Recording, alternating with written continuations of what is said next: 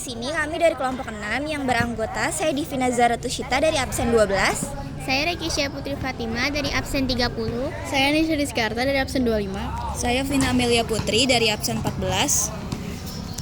Pada kesempatan kali ini, kami ingin mewawancarai salah satu kakak kelas dengan tema Finding People yang mengangkat isu tentang kekayaan. Selamat menyaksikan semuanya. Mulai wawancara Finding People dengan background kekayaan, boleh nggak sih kita tanya-tanya dulu ke kakaknya? Di sini kakak boleh perkenalkan nama sama kelasnya ya? Nama saya Rafa Kasenehan dari kelas 11.5.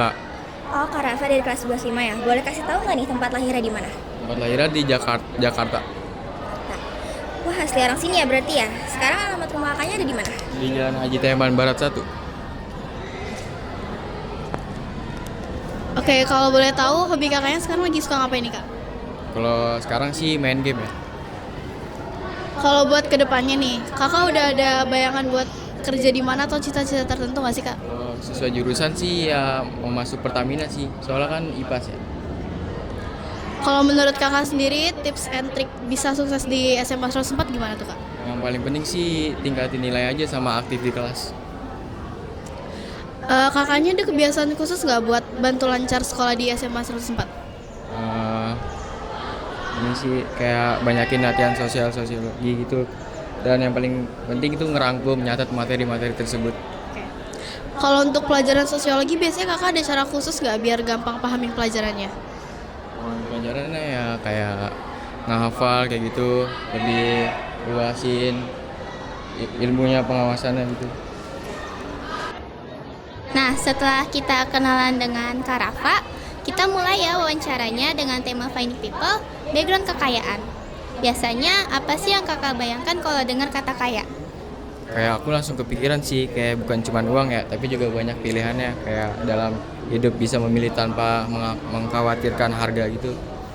Oke. Nah, kalau kakak lihat di sekitar, hal apa yang bikin orang itu kelihatan kaya? Kayak pakai barang branded, kayak sering liburan, punya kendaraan bagus, dan lain sebagainya. Menurut pengalaman kakak, orang kaya itu biasanya hidupnya gimana sih? Ya, ada yang sederhana meski hartanya banyak, ada yang suka pamer, tapi umumnya mereka lebih sering memikirkan penampilan.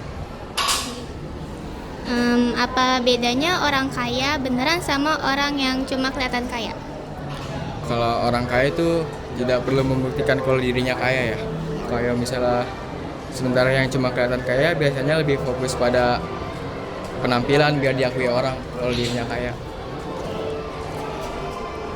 Oke, di sini saya lanjutin sesi wawancaranya.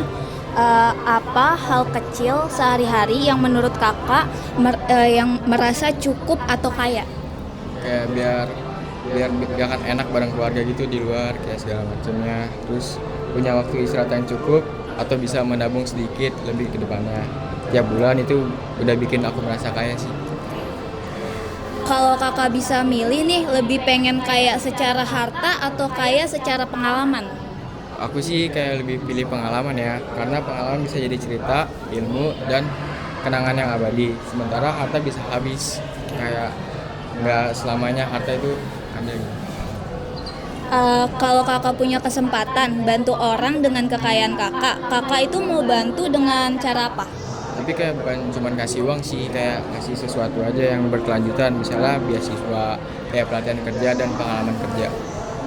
Oke, pertanyaan terakhir, menurut kakak apa yang bisa membuat seseorang itu merasa dirinya cukup walaupun hartanya itu nggak banyak?